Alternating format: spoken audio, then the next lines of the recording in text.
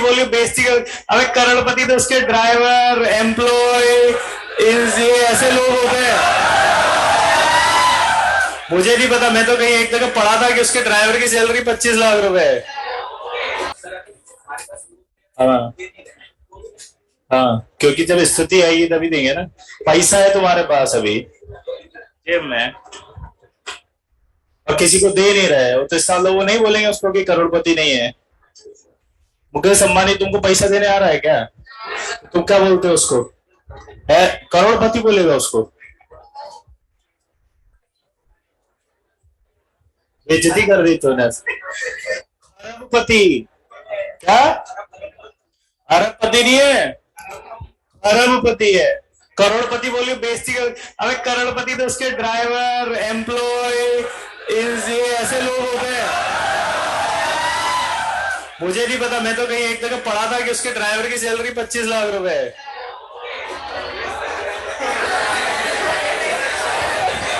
बाद में समझ में आया कि जॉब थी। और 25 लाख रुपए कौन सी गाड़ी चलाने के मिलते हैं? रोल्स रॉयल, मैबैक, ठीक है, मर्सिडीज, बीएमडब्ल्यू, ऐसे कुछ नहीं करना भाई को। अच्छा, उसमें भी एक और मजेदार बात पूछो क्या?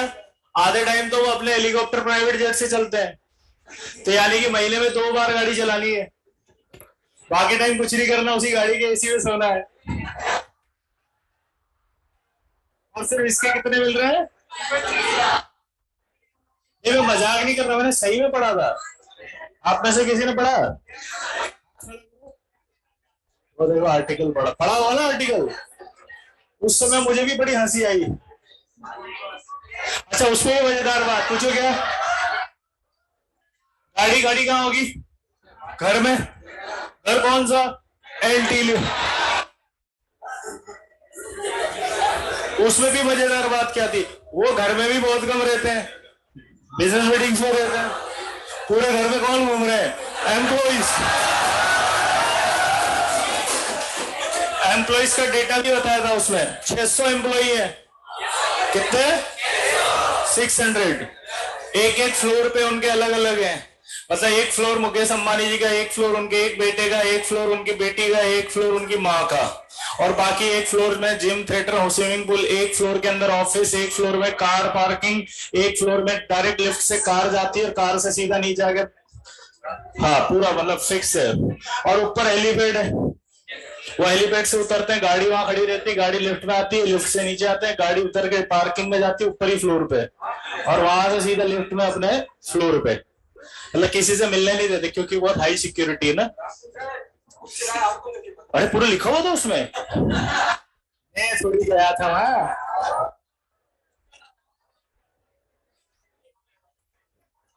मैंने तो पूरा आर्टिकल पढ़ा था भाई, उसमें पूरा बताया था उनकी दिनचर्या। और मजेदार बात, जब मैंने आगे बढ़ा ना उसके बाद बहुत हंसी आई मुझे। मैंने कहा जिंदगी बेकार है, काहे कमा रहे हैं फिर तो। सुबह 5 बजे उठते हैं, जिम करते हैं, एक्सरसाइज करते हैं। जिम और एक्सरसाइज के दौरान ही वो अपनी सारी मीटिंग्स आदि स्केड्यूल कर लेते हैं। फिर गुजराती ब्रेकफास्ट करते हैं, उसमें इतना सा वो कुछ लेते हैं, हाँ वो इतना सा हल्का सा, इतना लाइट फूड। इतना बड़ा आदमी इतना सा खाना खा रहा है बस। नहीं, सच्ची में जो लिखा आर्टिकल वो ऑथेंटिक था भाई। उसने तो पूरा इंटरव्यू लेके लिखा होगा ना, मजाक चल रही है अंबानी के बारे में लिख रहा वो बेचारा। जिसने लिखा उसका अखबार बंद करा दे, गलत सलत लिख देगा तो।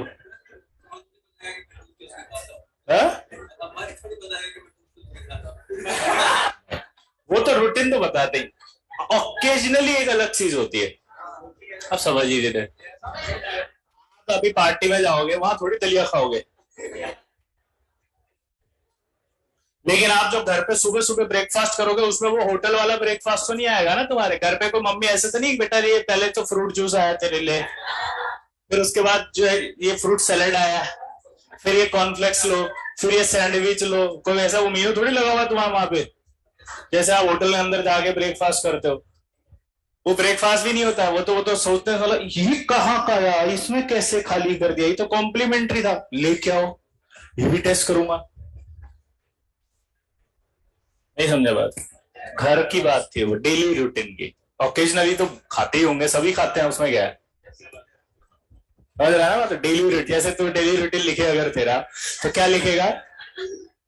स्पंज जैसी रोटी, स्पंज जैसा पनीर, पत्थर जैसी दाल, दाल के अंदर पानी, मसाले अलग, दाल अलग, उसका पानी अलग, तेल ऊपर तैरता हुआ।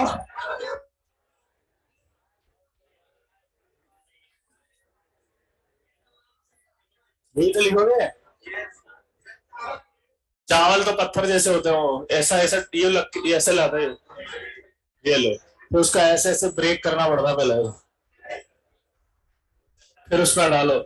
दाल डालने के बाद भी अलग नहीं होते वो, ऐसे ही रहते हैं। इधर देखो, चलो तू पूछ रहा था कुछ, समझ में आ गया तेरे को? तेरे एक डाउट के वजह से 5 मिनट खराब हो गए।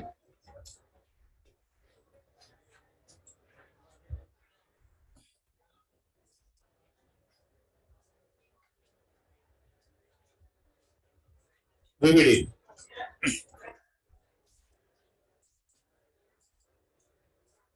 आप सोच रहे होंगे कि इतना पैसा है, इतना पागल लोग इतना ही आते जाते हैं। नहीं, उसके रीजंस होते हैं। पूछो कैसे? उस एक इंसान के ऊपर पूरे हिंदुस्तान की जीडीपी टिकी हुई है, तो अगर उसको कुछ हो गया तो वो अकेले को नहीं हुआ, वो आधी जीडीपी खत्म हो गई। इसलिए इतनी सेफ्टी सिक्योरिटी होती है कि डायरेक्ट हेलीपैड से उतरेंगे, उनकी पर्सनल लिफ्ट में ही जाएंगे जहां कोई अलाउड नहीं हो। पता लगा लिफ्ट में कोई बैठा है और जो बोले सोनियाल,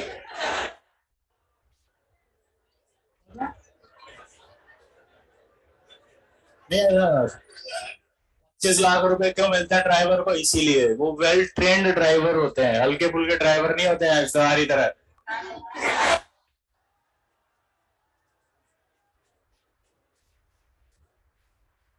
कहाँ चलना अंबाजी, बताइए तो।